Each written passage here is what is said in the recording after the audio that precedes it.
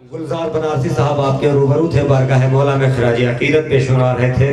آئیے حضرات، اب وقت انتظار کی گھڑیاں ختم ہوئی اور میں یہ چاہ رہا تھا کہ مولا عباس کا علم بہت برآمد ہوتے ہیں، پوری دنیا میں برآمد ہوتے ہیں، اور یزیدیت مٹ گئی، یزیدیت پوری دنیا سے مٹ گئی۔ اس خیال کو عطا جلال پوری صاحب مرحوم نے اپنے یہاں نظم کیا تھا، کہا تھا کہ خم ہو گیا بیعت کے طلبگار کا پرچم، خم ہو گیا بیعت کے طلبگار کا پرچم، اونچا ہی رہا عظمت و کردار کا پرچم، خم ہو گیا بیعت کے طلبگار کا پرچم، اونچا ہی رہا عظمت و کردار کا پرچم، جھک سکتا نہیں شہ کے علمدار کا پرچم، جھک سکتا نہیں شہ کے علمدار کا پرچم، لہراتا رہا شاہ کے انکار کا پرچم، اس پرچم عباس میں پنجہ جو لگا ہے، اس پنجے نے بیعت کا گلا گھونٹ دیا ہے، اس پنجے نے بیعت کا گلا گھونٹ دیا ہے۔ آئیے حضرات، انہی مصروں کے ساتھ میں گزارش کر رہا ہوں علی جناب اظہر حسین صاحب، جو مستقل اور کنٹینیو بغیر کسی بریک کے برابر اس مجلس الخطاب فرماتے رہے ہیں۔ اس شب بیداری کو یہ بھی ایک فخر کی بات ہے اور یہ بھی ایک زینت کی بات ہے۔ میں گزارش کر رہا ہوں ان سے کہ وہ آئیں اور بارگاہ مولا میں اپنی نورانی تقریر سے خراج عقیدت پیش فرمائیں اور مومنین کے قلوب کو مجلہ فرمائیں۔ نعرہ صلوات سے استقبال کریں۔ فاتحہ۔ اعوذ باللہ من الشیطان الرجیم، بسم اللہ الرحمن الرحیم، الحمدللہ رب العالمین، الصلاة والسلام والتحیۃ والاکرام علی النبی المکی المدنی القرشی الہاشمی الطہی المحمود الاحمد والمصطفی الامجد، مولانا مولی الثقلین جد الحسن والحسین ابی القاسم محمد وعلى آل بیت الطیبین الطاہرین المعصومین المظلومین ورات الدائمۃ علی اعدائهم اجمعین من لیلنا هذا قیام الى یوم الدین، اما بعد فقد قال رسول اللہ صلی اللہ علیہ وآلہ وسلم ان الحسین مصباح الہدی و سفینۃ النجاۃ، صلوات بھیج دیں محمد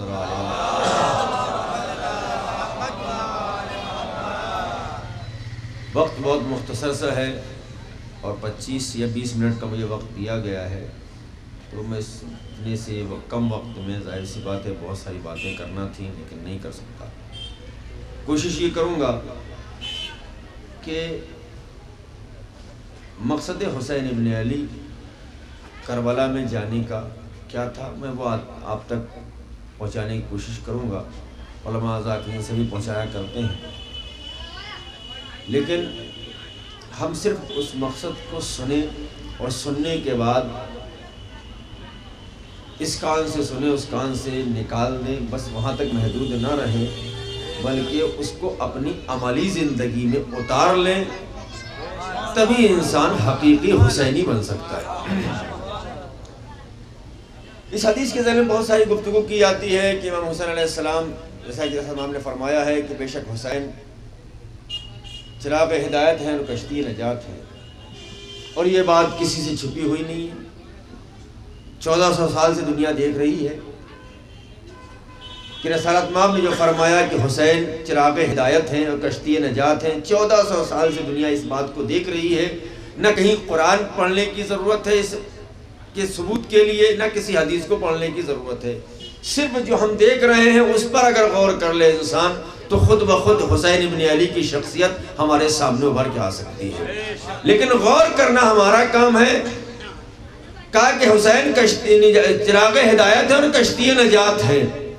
آج آپ کہیں دوسری جگہ نہ جائیے، صرف اور صرف خود دیکھیں اپنی آنکھوں سے، فلاں سے پوچھنا ہے، فلاں سے معلوم کرنا، فلاں کتاب دیکھنا ہے، فلاں کتاب میں کسی کو کتاب کی دیکھنے کی ضرورت نہیں ہے، صرف اپنی آنکھوں سے نظارہ کیجئے، دیکھیے کہ کل رسول نے فرمایا تھا کہ حسین چراغ ہدایت ہیں اور کشتی نجات ہیں۔ آج وہ بات ثابت ہو رہی ہے یا نہیں ہو رہی ہے؟ ہم یہ دیکھ رہے ہیں کہ ساری دنیا جب تک حسینیت سے جڑی ہے تب تک تو ہدایت یافتہ ہے۔ متوجہ ہو جائیے، میں بہت جلدی سے باتوں کو میں کہنا چاہتا ہوں۔ سلام بیت محمد و آل محمد پر۔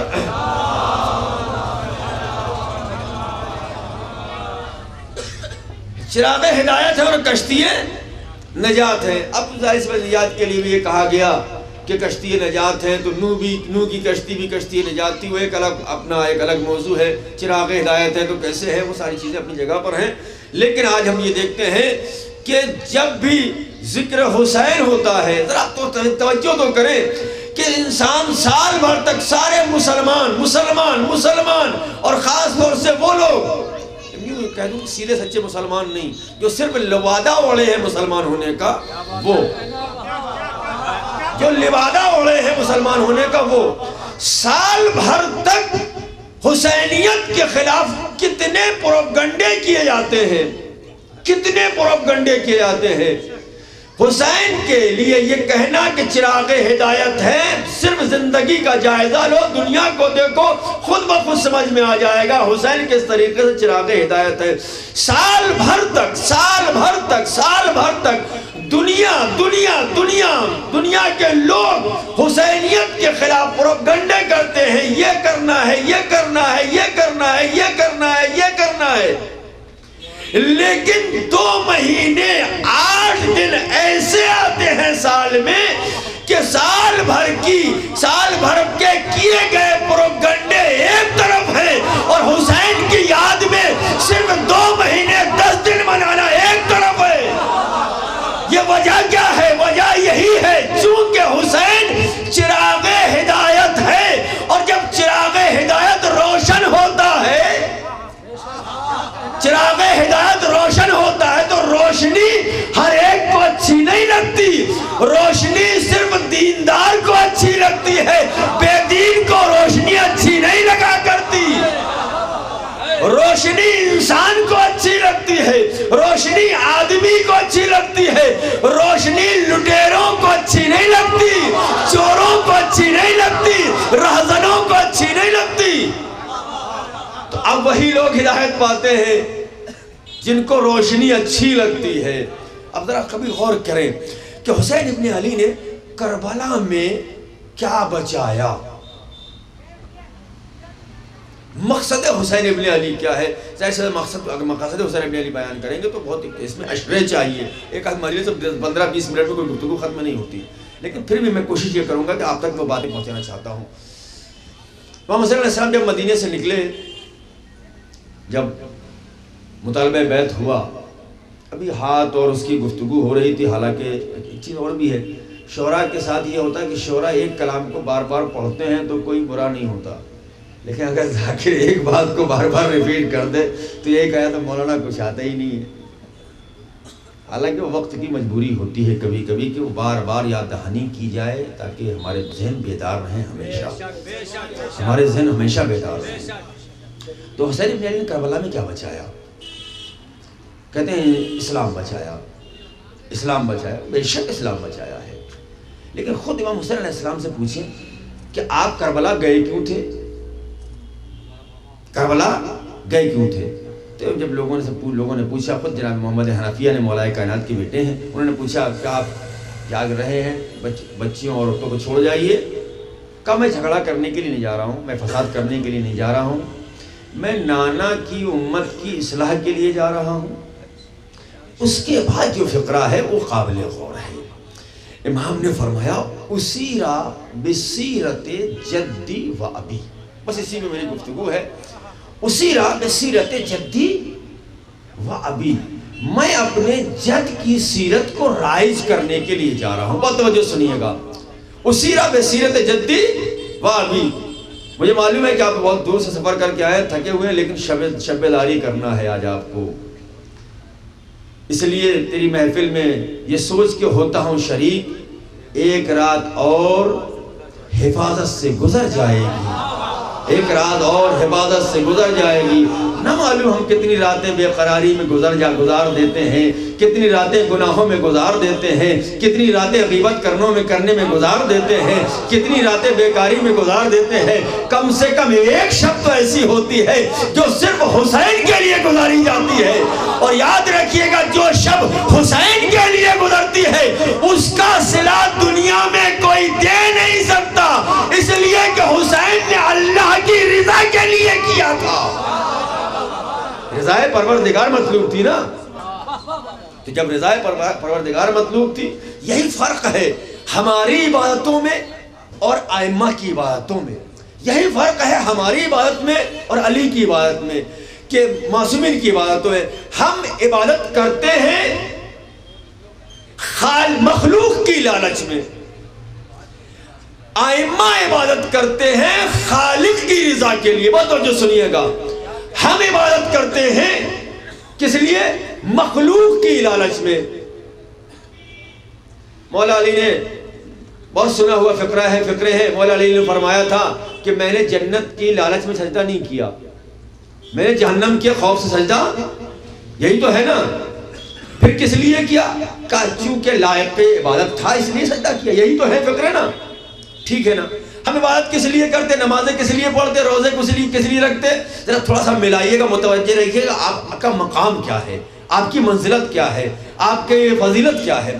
تو ہم عبادت کرتے کس لیے؟ جنت کے لیے، فلاں چیز کے لیے، فلاں چیز کے لیے۔ علی عبادت کس لیے کرتے؟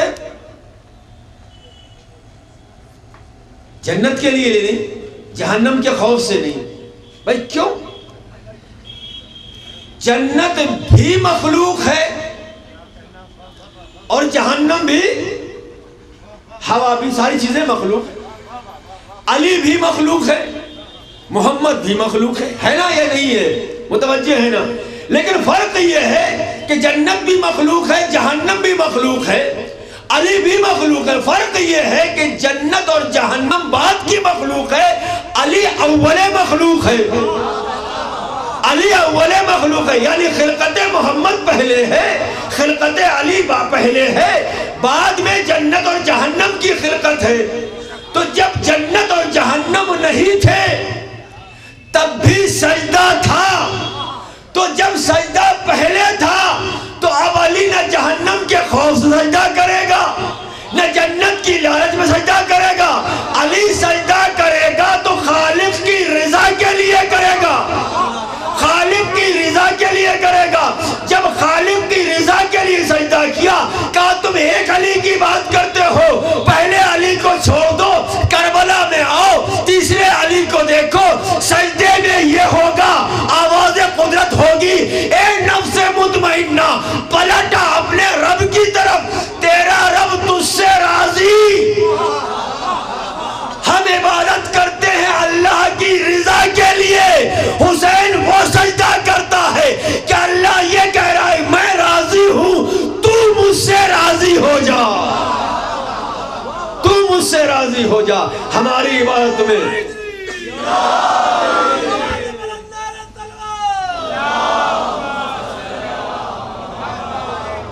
میں بات کرتے اس لیے اب اپنا مقام سوچو، حسینی ہو اس لیے تصور تمہارا حسینی ہے۔ اگر حسینی نہ ہوتے تو ہم بھی فرش اعضا پر جنت کے لیے آتے۔ مجھے سچ بتانا، فیض آباد سے یہاں تک آئے ہو جنت کی لالچ میں آئے ہو، بنارس سے یہاں تک آئے ہو جنت کی لالچ میں آئے ہو، کس لیے آئے ہو؟ ذرا سوچ لینا، اس کے بعد ذرا غور کرنا، بستر پہ جا کر مولانا نے کیا کہا، کس لیے آئے ہو سفر کر کے؟ شب داری میں شریک ہونا ہے نا۔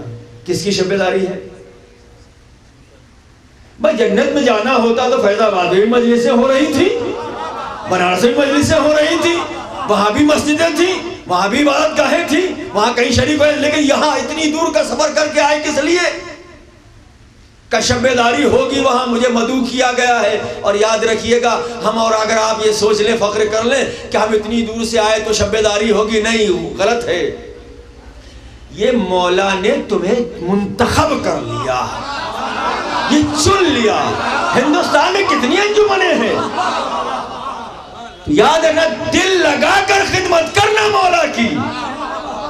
جب تمہیں منتخب کیا ہے تو ہمیں جب منتخب کیا ہے تو پھر ہمارا بھی فرض یہ ہے کہ جیسے منتخب کیا گیا ہے اس کے اعتبار سے خدمت کریں۔ اب جب اس کے اعتبار سے خدمت کریں گے، منتخب کس نے کیا؟ کہا حسین نے، کیونکہ ظاہر سی بات ہے حسین کی مجلس ہے، حسین کا فرش اعضا ہے، حسین کی شب داری ہے، شہیدان کربلا کی شب داری ہے، تو انتخاب بھی اسی طرف سے ہوگا۔ کسی اور کا انتخاب ہو جاتا، کسی اور کو بلایا جاتا۔ پچھلے سال اور بھی لوگ آئے تھے، ان کا انتخاب کیا گیا تھا، اس سال آپ آئے، کس لیے آئے؟ کہا ماتم کرنے کے لیے آئے۔ کس لیے ماتم کریں گے؟ کس لیے؟ پیسے کے لیے کریں گے، تبرک کے لیے کریں گے، کس لیے کریں گے؟ بتاؤ مجھے، فرش اعلیٰ پر بیٹھے ہو کس لیے بیٹھے ہو؟ سوچنا ذرا، غور کرنا۔ اب میں کربلا سے میں تھوڑا سا مسائل سے فضائل پڑھتا ہوں۔ کربلا میں آواز یہی آئی تھی، اے نفس مطمئنہ پلٹ اپنے رب کی طرف، تیرا رب تجھ سے راضی، تو اپنے رب سے راضی ہو جا۔ فادخلی فی عبادی وادخلی جنتی۔ دنیا کے اور لوگوں سے ہمارا امتیاز بلند ہے، ہمارا امتیاز بلند ہے۔ کربلا میں آواز کیا آئی؟ اے نفس مطمئنہ پلٹا اپنے رب کی طرف، تیرا رب تجھ سے راضی، تو اپنے رب سے راضی ہو جا۔ فادخلی فی عبادی وادخلی جنتی، میرے بندوں میں داخل ہو جا، میری جنت میں داخل ہو جا۔ اب یہاں پر لوگ نماز کیوں پڑھتے ہیں؟ اس لیے کہ جنت مل جائے۔ روزہ کیوں رکھتے ہیں؟ اس لیے کہ جنت مل جائے۔ حج کیوں کرتے؟ اس لیے کہ جنت مل جائے۔ یتیموں کا خیال کیوں رکھتے؟ اس لیے کہ جنت مل جائے۔ سارے نیک کام کس لیے؟ جنت مل جائے۔ سارے بدعتی کام کس لیے؟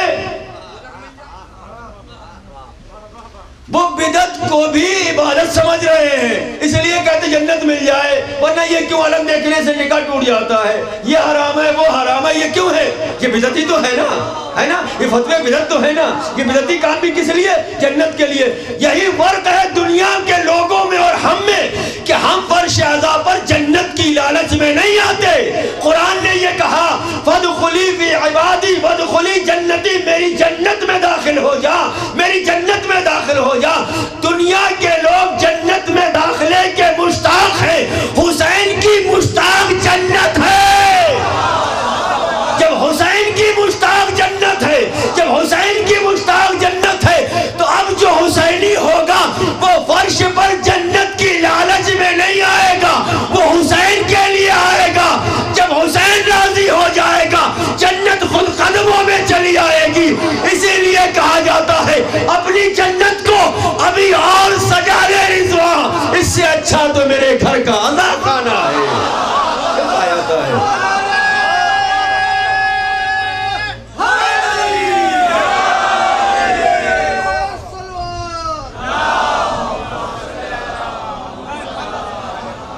وادخلی فی عبادی وادخلی جنتی۔ تو حسینی جو ہیں وہ جنت کی لالچ میں فرش اعلیٰ پر نہیں آتے، وہ کس لیے آتے ہیں؟ حسین کی رضا کے لیے، حسین کی ماں راضی ہو جائے، حسین کی ماں راضی، اسی لیے آتے ہیں نا، اس لیے کہ جانتے ہیں کہ یہ وہ رہبر ہیں، یہ وہ نمائندے ہیں، یہ وہ لیڈر ہے، یہ وہ رہنما ہے جو اپنے پیچھے چلنے والوں کو یتیم نہیں چھوڑا کرتے، لاوارث نہیں چھوڑا کرتے، لاوارث نہیں چھوڑا کرتے۔ اسی لیے آخری امام نے فرمایا اگر ہماری نگاہ کرم ایک لمحے کے لیے تم پر سے ہٹ جائے تو تم پیس دیے جاؤ۔ کیوں نہیں ہٹاتا نگاہ کرم؟ اس لیے نہیں ہٹاتا چونکہ فرزند حسین ہے، فرزند حسین ہے، فرزند حسین ہے۔ ابھی بات چل رہی تھی نا، دیکھو میں کس طریقے سے مربوط کر رہا ہوں۔ ابھی شعر پڑھا گیا نا کہ جناب علی اصغر نے، احسان ہے جناب علی اصغر کا کائنات پر، یہی دنیا کو پال رہے ہیں۔ یہ بات سچ ہے، یقیناً ہے، اور حقیقت یہی ہے۔ آج دنیا کہتی ہے کہ یہ سب یہ کیوں کر رہے ہو؟ بھیا محسن کی یاد منانا اللہ کے نیک بندوں کا کام ہے، محسن کو بھول جانا اللہ کے نیک بندوں کا کام نہیں ہے۔ تو ہم اپنے محسن کی یاد مناتے ہیں، ارے چھوڑ دو حسین کو۔ علی اصغر کا احسان، علی اصغر کے احسان کا بدلہ اگر دنیا قیامت تک دینا چاہے تب بھی ادا نہیں ہو سکتا۔ کیوں؟ ابھی پڑھا گیا تھا نا شعر کہ حسین اصغر کو لے کے کربلا کے میدان میں پہنچے، طلب آب کیا، اس کے بدلے میں کیا ملا؟ تیر سے شعبہ ملا۔ یہ سب مسائل کی فقرے ہیں۔ خون بہا، چلو میں لیا، پوچھا آسمان سے، لوگ پڑھ دیتے ہیں، روا ربی میں پڑھ دیتے ہیں کہ پھینکا، پھینکنا چاہا. یہ خون علی اصغر کی توہین ہے. اتنا مقدس خون لفظ پھینکنا استعمال نہیں کر سکتے. پوچھا تجھے قبول ہے میں تیرے حوالے کر دوں, تیرے سپرد کر دوں؟ تو آواز کیا آئی تھی؟ ایک قطرہ اس خون ناحق کا ایک قطرہ بھی آسمان کی طرف آیا تو تا قیامت بارش. زمین سے پوچھا, زمین نے کیا جواب دیا؟ اگر ایک قطرہ ناحق اس خون کا زمین پر گرا تو تا قیامت دانا نہ ہو. کھانا کسے کہتے ہیں؟ رزق کسے کہتے ہیں؟ انسان کی زندگی منحصر کس بات پر ہے؟ کہا پانی پر اور کھانے پر. پانی نہ ملے تو حیات انسانی ختم ہو جائے گی, کھانا نہ ملے تو حیات انسانی ختم ہو جائے گی. یہ اس خاندان کا سب سے چھوٹا علی ہے. حسین نے کیا کیا؟ حسین نے کیا کیا؟ اس خون کو اپنے چہرے پر مل لیا. اگر زمین کے حوالے کرتے تو دانا اگتا, آسمان کے حوالے کرتے تو بارش ہوتی, کار نہیں ہوتی. یہی تو کمال ہے اس گھر کے, اس گھرانے کے سب سے چھوٹے علی کا. کمال یہ ہے کہ وہ کائنات کو اپنے خون کے عوض میں پالتا ہے. تو اگر اس گھر کا سب سے بڑا علی آسمانوں پر رزق تقسیم کرے تو تعجب کی بات کیا ہے؟ پہلے اس علی اصغر کے احسان کا دنیا بدلہ ادا کرے, احسان کو پورا کرے, احسان کا بدلہ دے. بعد میں سوچے کہ حسین نے کیا کیا, حسین نے کیا احسانات کیے ہیں. کربلا صرف رو لینے کا نام نہیں ہے. کربلا مقصد حسین ابن علی کو بیان کرتی ہے. خود حسین نے کہا اسی رب سیرت جدی وابی, میں اپنے جد کی سیرت کو رائج اور جاری کرنے کے لیے جا رہا ہوں. عربی زبان بہت بڑی زبان ہے. عربی میں جد نانا کو بھی کہتے ہیں, وہ تو جو سنیے گا کیونکہ زیادہ وقت نہیں ہے. جد نانا کو بھی کہتے ہیں اور جد دادا کو بھی کہتے ہیں. جد نانا کو بھی کہتے ہیں, جد دادا کو بھی کہتے ہیں. مولا فرمانا بتانا کیا چاہ رہے ہیں؟ کہا میں اپنے دادا کی سیرت کو بھی بچاؤں گا, میں اپنے نانا کی سیرت کو بھی بچاؤں گا. دادا کی بس ایک جملہ سن لو اور اس کے بعد اپنے مسائل دے دوں گا کیونکہ وقت نہیں ہے, پھر کبھی موقع ملا تو انشاءاللہ. دادا کی سیرت یہ ہے کہ کلمے کو لا الہ الا اللہ محمد رسول اللہ, یعنی خود ذات محمد کو پال رہے ہیں. کیسے پال رہے ہیں؟ کہا بیٹے کو قربان کرنے کے لٹا رہے ہیں. کیسے؟ کہا دشمن کا خوف ہے اس لیے کبھی عقیل کو لٹا رہے ہیں, کبھی جعفر کو لٹا رہے ہیں, کبھی طالب کو لٹا رہے ہیں, کبھی علی کو لٹا رہے ہیں. کس کی جگہ پر؟ کس کی جگہ پر؟ رسول کی جگہ پر. کیوں؟ اس لیے کہ محمد بچ جائے. یہ کس کی سیرت ہے؟ ابو طالب کی, دادا کی. دادا کون؟ ابو طالب. کس کا؟ حسین کا دادا. تو دادا کی سیرت کیا تھی؟ کہ محمد بچ جائے, یعنی کلمہ لا الہ الا اللہ بچ جائے. آج دنیا یہ کہہ رہی کہ ابو طالب نے کلمہ ہی نہیں پڑھا, کیسے مسلمان ہیں؟ تو بھائی جو کلمے کے بعد کا مسلمان ہوگا اس کو کلمہ پڑھنے کی ضرورت ہے, جو کلمے کے پہلے کا مسلمان ہو. کلمہ وہ پڑھے گا جو کلمے کے بعد کا مسلمان ہو. جو کلمے سے پہلے کا مسلمان, اسے کلمہ پڑھنے کی ضرورت نہیں ہے. تو ابو طالب کی سنت کیا ہے, سیرت کیا ہے؟ کہا کہ میرا اللہ کا نبی بچ جائے, محمد بچ جائے, کلمہ بچ جائے, ہمارے بیٹے قربان ہوتے ہو تو ہو جائے. حسین نے کہا اسیرہ بے سیرت جدی وابی, میں اپنے جد کی سیرت کو رائج کرنے کے لیے جا رہا ہوں. آؤ کربلا میں دیکھو حسین نے کیا کیا. حسین نے آواز دی, دادا گھبرانا نہیں. کل آپ کے دماغ میں, ذہن میں, فکر میں قربانی کا جذبہ تھا, قربانی کا جذبہ تھا, لیکن بچے قربان ہونے سے بچ گئے. لیکن دادا میں آپ کا پوتا ہوں, وہاں دین کو پھیلانے کے لیے, کلمے کو پھیلانے کے لیے, یا یوں کہوں کلمے کو پالنے کے لیے قربان کر رہے تھے بیٹوں کو. میں یہاں کلمے کو بچاؤں گا اپنے بیٹوں کو قربان کر کے. بتائیے, کبھی اکبر کو پیش کیا, کبھی اصغر کو پیش کیا, یا کلمہ بچانے کی باری تھی. جلدی سے یہ دادا کی سیرت ہے, ظاہر سی سیرت ابو طالب بہت بڑی ہے, کوئی چھوٹی موٹی سیرت نہیں ہے جو ایک مجلس میں ختم ہو جائے گی. اب جناب رسالت مآب کی سیرت کیا ہے؟ رسالت مآب نے ہجرت کی مکے سے مدینے کی طرف, کس لیے؟ دین کو بچانے کے لیے, دین کو پھیلانے کے لیے. حسین نے ہجرت کی کہاں سے؟ مدینے سے مکے کی طرف, کس لیے؟ دین کو بچانے کے لیے۔ دادا کی سیرت بھی اپنا رہے ہیں حسین اور نانا کی سیرت بھی اپنا رہے ہیں حسین۔ تو کربلا اس مقصد کا نام ہے کہ جہاں سے اگر آپ گہرائی میں جائیں گے تو آپ کو سمجھ میں آ جائے گا کہ انسانیت کسے کہتے ہیں۔ جب انسانیت سمجھ میں آ جائے گی تب سمجھ میں آئے گا کہ ابو طالب کسے کہتے ہیں، محمد کسے کہتے ہیں۔ جب تک کربلا نہیں سمجھ میں آئے گی نہ محمد سمجھ میں آئیں گے نہ ابو طالب سمجھ میں آئیں گے۔ ابو طالب کو سمجھنا ہے تو کربلا کو سمجھنا ہوگا، ابو طالب محمد کو سمجھنا ہے تو کربلا کو سمجھنا ہوگا۔ میں نے اپنی گفتگو ختم کر دی تو یاد رکھیے گا عزیزو، سچے حسینی بن جاؤ، سچے عزادار بن جاؤ۔ اس لیے جب تم سچے عزادار بن جاؤ گے، سچے حسینی بن جاؤ گے، قسم خدا کی حسین نے اپنے شیعوں کو کربلا کے میدان میں یاد کیا ہے۔ بس دو جملے مصائب کی عرض کرنا ہے مجھے، مجلس ختم کر دینا ہے۔ کیسے یاد کیا؟ عباس کے شانے، اور وہ عجیب و غریب منزل ہے، وہ عجیب و غریب منزل ہے۔ یہ 6 مہینے کا شہید، اس کو عام شہید نہ سمجھیں، یہ کربلا میں اس نے وہ کردار ادا کیا ہے، وہ کردار ادا کیا کہ اگر یہ نہ ہوتا تو محضر شہادت نامکمل رہ جاتا۔ کہاں کہاں یاد کیا تم نے؟ یہی تو سنتے ہو نا علماء سے، ذاکرین سے، جب فرش عزا بستہ ہے، مجلس ہوتی ہے، جنت البقیع سے ایک بیوی اٹھتی ہیں، کہاں جاتی ہیں؟ قید خانہ شام میں جاتی ہیں۔ بیٹی سکینہ اٹھو، تمہارے بابا کے عزادار جمع ہوئے ہیں۔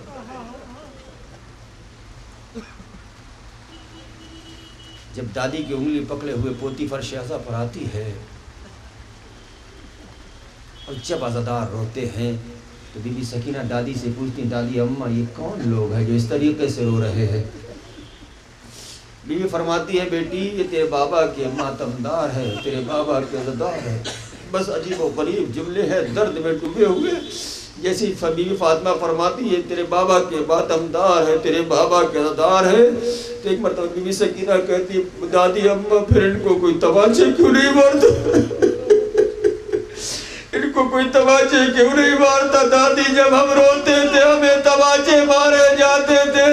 دادی چادر سروں سے چادریں چھین لی۔ اے دادی اگر یہ کربلا میں ہوتے تو ہم اس طریقے سے یتیم نہ ہوتے۔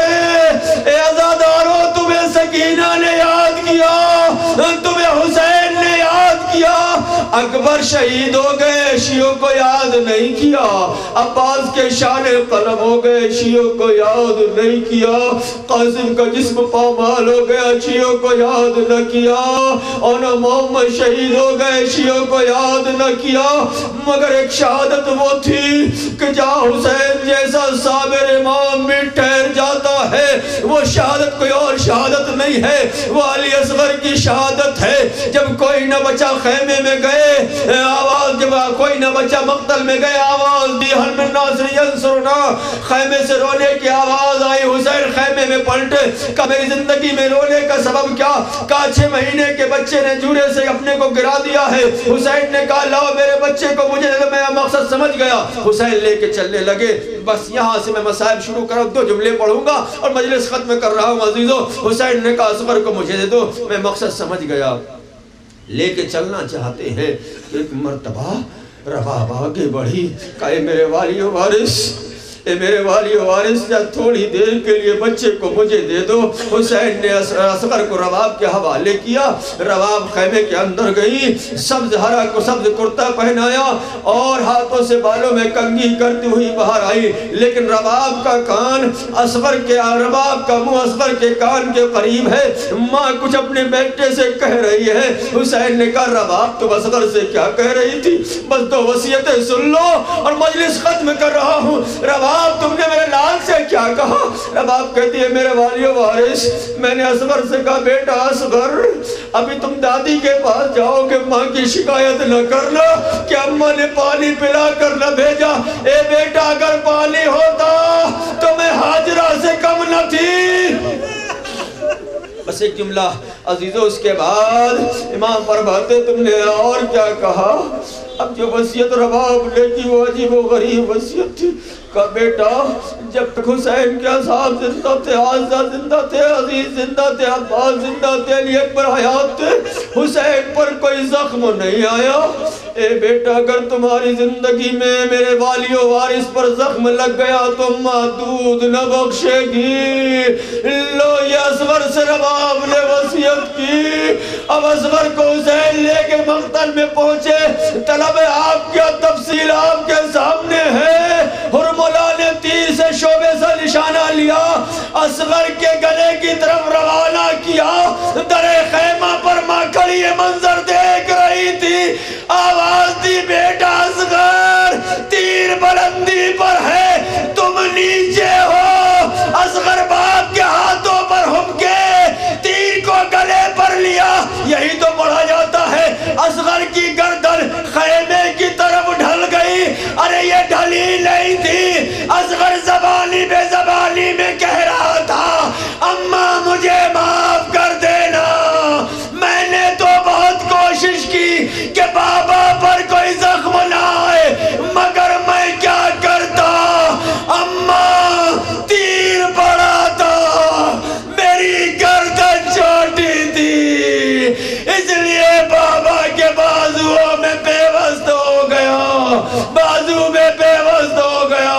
حسین اصغر کو لے کے چلے، اب ایک مرتبہ 7 مرتبہ آگے بڑھے، 7 مرتبہ پیچھے ہٹے، بس یہاں پر حسین نے آواز دی شیعتی محمد شرف تم معاذ بن فذکرونی، اے میرے شیعو، اے میرے جانے والو، اگر تم کربلا میں ہوتے تو دیکھتے تمہارا آقا کس طرح سے پانی مانگ رہا تھا۔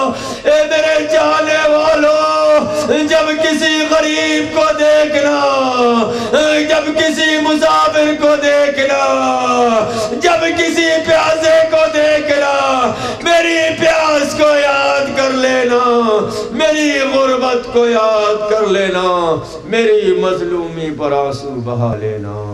الا لعنت اللہ علی قوم الظالمین ویعلم الذین ظلموا ای منقلب ینقلبون۔ بار اللہ معبود ہمارے گناہ کے صغیروں کو معاف فرما، ہماری خطا و لغزشوں کو معاف فرما، ہماری غلطیوں کو معاف فرما، جسارتوں کو معاف فرما۔ بار اللہ معبود پروردگار پالنے والے یہ عزادار یہاں جمع ہوئے ہیں، معبود جو یہ خدمت کرے، جو ان سے خدمت ہو سکتی ہے، مولا ان کی خدمتوں کو قبول فرمائیے۔ مولا یہ عزادار آپ کے ہیں، یہ ماتمدار آپ کے ہیں، یہ فرش عزا بچھانے والے آپ کے ہیں۔ مولا ممکن ہے کہ فرش عزا بچھانے میں کوئی کوتاہی ہو گئی ہو، گریہ کرنے میں کوئی کوتاہی ہو گئی ہو، ایام عزا جا رہے ہیں، رخصت ہو رہے ہیں، ہمیں امام کو الوداع بھی کہنا ہے۔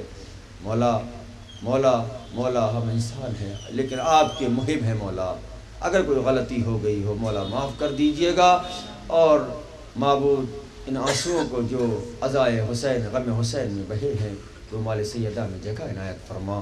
آخری دعا جو سب سے اہم دعا ہے مولا معبود پروردگار پالنے والے، تجھے واسطہ ہے حسین غریب کا، تجھے واسطہ ہے شہزادہ جناب علی اصغر کا، ہم سب کو روضہ حسین ابن علی کی زیارت سے مشرف فرما۔ ہمارے امام کو ہم سے راضی و خوشنود فرما، امام کے ذوق عطا فرما، ہمیں ان کے آواروں سے نسب بننے کی توفیق عنایت فرما۔